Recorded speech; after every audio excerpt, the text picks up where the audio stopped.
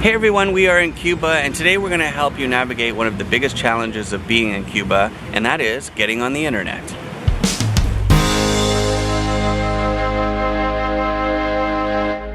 Okay, so there's two things you have to think about when getting on the internet here in Cuba. The first is finding Wi-Fi, and then the second is having the access to the internet.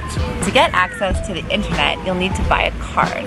A designated Etecsa card is what it is, and they come in different increments of time, 30 minutes, 1 hour, or 5 hours. That's right. You can buy them at various locations, and the card has both a user ID and then a password on the back of it. So the first number you enter in is the user login, and the second is the password, and then you click the button that says accept, and it will tell you that you're online, and then it will tell you how much time is left available. How many minutes you have left on your card.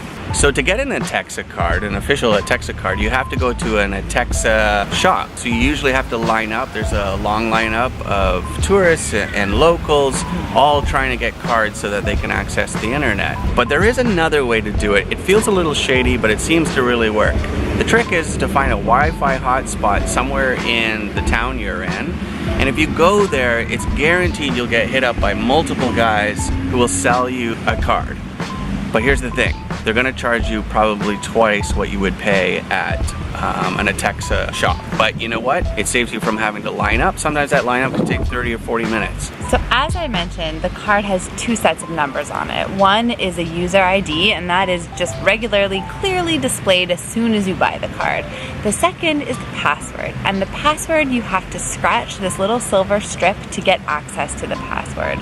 That silver strip is very difficult to scratch off. If you scratch too hard, you'll scratch the numbers off.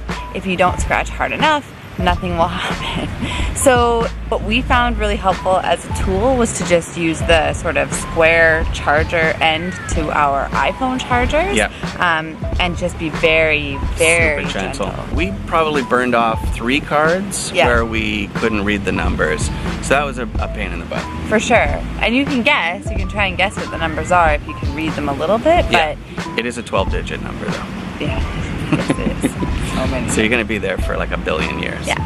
So you have your card and now it's time to get on Wi-Fi. Wi-Fi is not everywhere in Cuba like it is in other countries, so you have to search it out. We've been lucky, our Airbnbs have had Wi-Fi, so all we have to do is bring the Etecsa card back to the Airbnb and we can use that. Each town seems to have a number of Wi-Fi hotspots though, and you can find them, you'll see them as soon as you walk past them because there's 1,000 people crowded around all looking at their phones or they have their laptops. Yeah, it's super recognizable. Right, so if you have a Airbnb that does not have Wi-Fi, then it's best to ask where the Wi-Fi zones are. The locals will know. Yes, some hotels will also offer access to both Wi-Fi and the internet for a set cost. So for an hour, you would pay a certain number of cook and you can just use it in your hotel room without having to go purchase anything extra and going through the scratching process. Well, that's it for this video. We hope we helped you get on the internet in Cuba. If you like this video, make sure to give it a thumbs up. And if you can, subscribe to the channel and click the notification button.